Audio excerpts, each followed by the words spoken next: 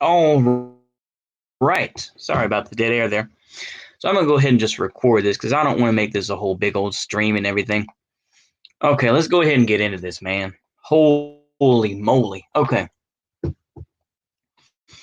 Okay, so we know who the guy was, the suspect. So this dude's name was Noah Green.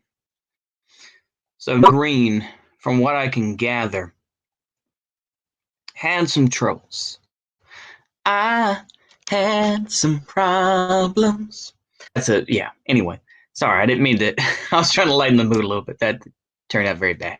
Anyway, so the brother was, it sounds like he fell down the wrong path, at least in some ways. And I'm not going to sit here and, I got to be careful about how I say it. But so he was, he was a football player. People were saying he was a good guy. This lived with his brother in Virginia. He had made connections to Indiana and Virginia. Okay. As a part of his life in Virginia, he lived in Botswana for a little bit as well, for a couple months. But it sounds like maybe he had, money problems or something. We don't know for sure. But nonetheless, it's going to be interesting to see how people like Vosh cover this and have to talk about the Nation of Islam, because it wasn't just some honky that did it. Let's see. Let's go ahead and get a bit more here. So he was going to literally change his name to Noah Zaim Muhammad, but the case was dismissed when Green did not show up to his video hearing. Well, there you go. That he visited his brother in Indianapolis and that his mind didn't seem right. Said his brother left for Indianapolis a couple of months ago and moved to Botswana. So why did he come back? Facebook removes his account, saying things like Antichrist. And that's about it for this one. So this is New York Post. I know it's probably trashola, but we'll go ahead and listen to it. We'll go ahead and look at some of it regardless. Get this bullshit out of here. Okay. Was gunned down. This is a Nation of Islam devotee from Indiana. Follower of Farrakhan on his Facebook page before it was taken down. As it said, yeah. I was on the right track and everything I had planned was coming into existence. It required long hours, lots of studying and exercise to keep me balanced while experiencing an array of concerning symptoms along the path. I believed to be side effects of drugs I was intaking unknowingly. All right, so once again, I think with this comes from, if y'all remember, we read How to Eat to Live. Now, How to Eat to Live was 1967. Allegedly by the Honorable Elijah Muhammad. And so they talk about what foods you can eat, this and that. Now, of course, this probably gets into, poisons that were in the water and, how the food is and everything else like that. Maybe he ate pork too much, it's a very big thing. But yeah. However, the path has been thwarted as Allah has chosen me for other things. Throughout life, I have set goals, attained them, set higher ones, and then been required to sacrifice those things. All right. Now I'm not gonna critique this dude because as y'all know, chat. I'm gonna put this in the as y'all know, guys. I I've covered the Nation of Islam and I can respect their beliefs. So we've got here Savior's Day Gift 2021. This award is given in recognition of your sacrifice in making your word bond and completing your 2021 Savior's Day gift in the amount of $1,085. May Allah continue to bless you. Ish Muhammad, who is considered the successor to the Honorable Minister Louis Farrakhan and the son, illegitimate son, of the Honorable Elijah Muhammad. Mustafa Farrakhan, I imagine, is another brother of Louis Farrakhan. I'm not sure about these other ones, so I'm going to keep it there. But nonetheless, That's where we are. Peace, family, enemies, and the like. I wanted to give everyone an update. Okay, I'm not going to read everything. Oh, here we go. So I wanted to give a personal testimony for the man who has accomplished such a great mission for the liberation of us all under the teachings of the Honorable Elijah Muhammad. Once again, in the real Nation of Islam, Elijah Muhammad is kind of kept in the background. Like I say, Louis Farrakhan once. Okay, this is just kind of a brief story about Nation of Islam, but I feel like it needs to be said for those who don't know. Okay, so Nation of Islam, after the death of the Honorable Elijah Muhammad in 1972, I believe, there was a big rift. And so there were some that went with Elijah Muhammad's son. And there were some that went with the Honorable Minister Louis Farrakhan.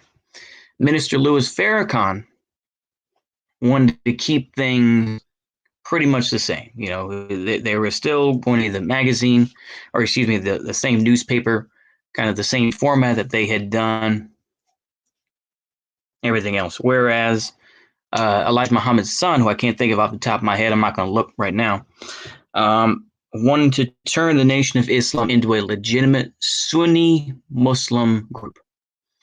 And they wanted to get rid of the racial stuff and everything else. Ultimately, Elijah Muhammad's son fell out of favor. And, starting in the mid-70s, going through the 80s, the Mr. Louis Farrakhan helped to rebuild the Nation of Islam as it is today.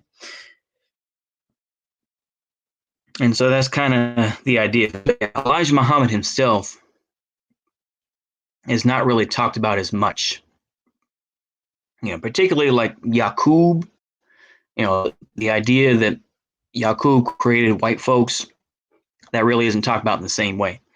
Brought forth by Allah in the person of Farad Muhammad, the Nation of Islam in Detroit. Some people call him Wally Ford. Since childhood, my faith has always carried me through the toughest battles. I was able to graduate with distinction, earn a well-paying job straight out of college, and pursue my graduate degree despite not growing up in the best of circumstances. My ultimate goal was to learn business after hearing the words of the minister years ago, and to use that to improve the lives of communities in most need, particularly the communities of the Black and Brown here in the United States of America.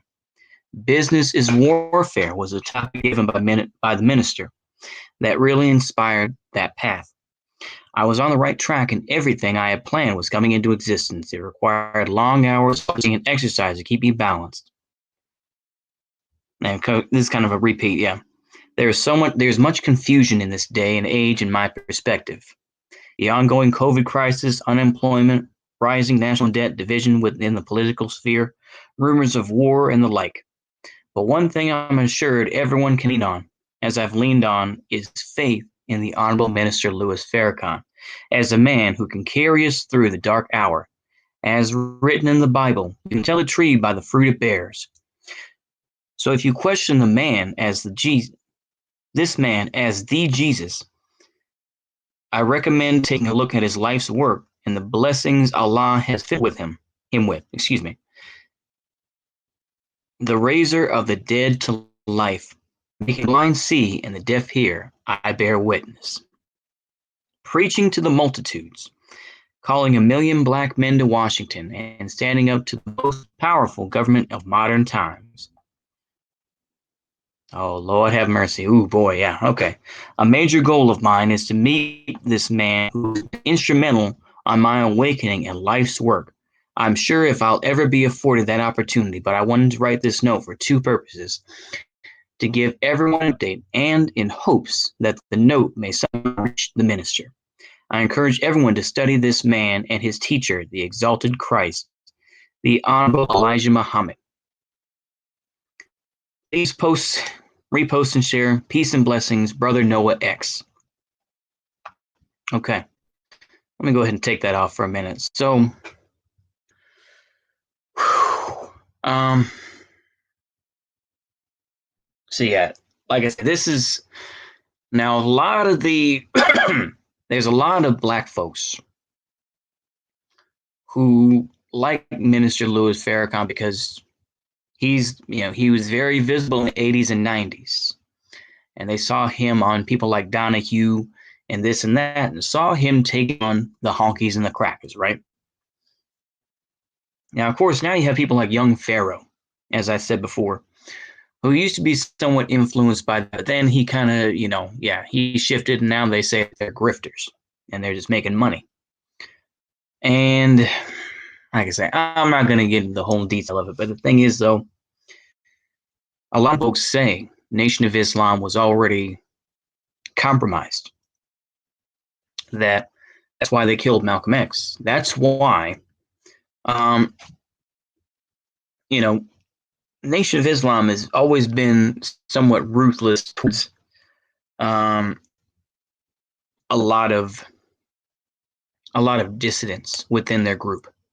Once folks leave Nation of Islam, you know, and if you're very vocal and if you have a lot of charisma, you're going to get taken down. Whether it's Malcolm X, whether it's other folks, particularly in the 1970s, there was a big riot. This guy was talking shit, and they came in, shot up the whole place.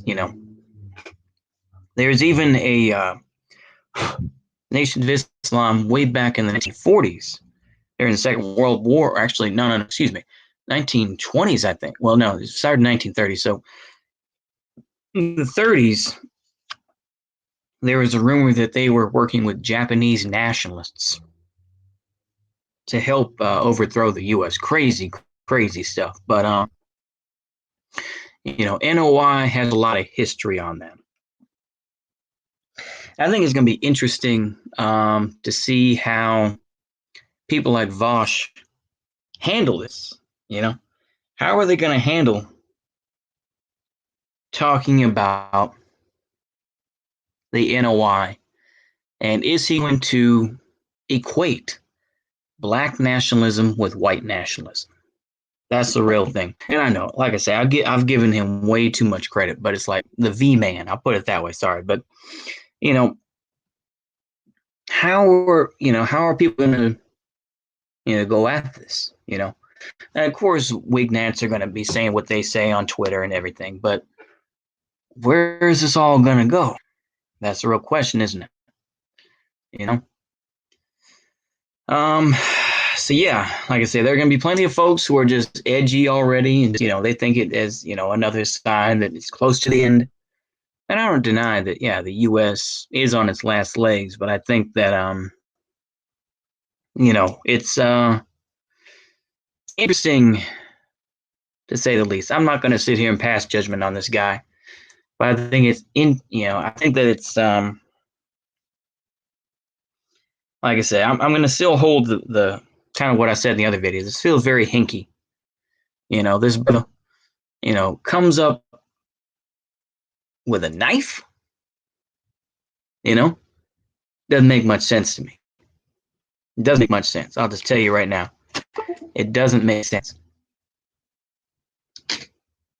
This dude rams these police officers, kills one, and he was getting out, and they shot him, and he's dead. He is dead. But yeah, I imagine there's a lot of folks back in Detroit Chicago, where Nation of Islam is, and in Detroit, I believe, where the Honorable Minister Louis Farrakhan is right now. Calls are going back and forth saying, what are we going to do about this? And I imagine that there's going to be a lot of damage control going on. And they're going to say, yeah, we appreciate his gift of $1,000, this and that, but yeah,